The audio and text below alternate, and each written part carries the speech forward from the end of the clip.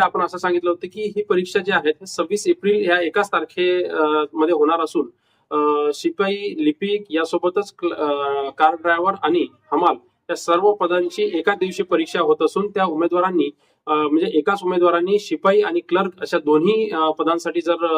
अर्ज केला असेल तर या उमेदवारांनी एकाच वेळेस 2 परीक्षा कशा काय द्यायचा. आता दोन्ही वेगवेगळ्या खंडपीठामध्ये जरी समजा शिपाई पदाचा औरंगाबाद खंडपीठामध्ये असो किंवा मग क्लर्क पदाचा मुंबई किंवा मग नागपूर खंडपीठामध्ये फॉर्म भरलेला असेल, परंतु ही परीक्षा ही एकाच जिल्ह्यामध्ये म्हणजे ज्या उमेदवारांनी ज्या जिल्ह्यातून फॉर्म भरला आहे त्या उमेदवारांची परीक्षा, लेखी परीक्षा म्हणजे स्क्रीनिंग टेस्ट ही त्याच जिल्ह्यामध्ये होणार असून त्यामध्ये जे वेळ दिलेला आहे ते वेळेचा फरक दिलेला आहे. त्यामुळे त्या उमेदवारांना दोन्ही परीक्षा हे देता येणार आहेत. कालच्या व्हिडिओमध्ये आपण हे सांगितलं होतं की अशा उमेदवारांसाठी अडचणी निर्माण होत आहेत, परंतु त्याच्यासाठी अतिशय उत्तम पर्याय बॉम्बे हायकोर्टाकडून देण्यात आलेले आहेत. त्यामध्ये क्लर्क पदाची जर आपण एक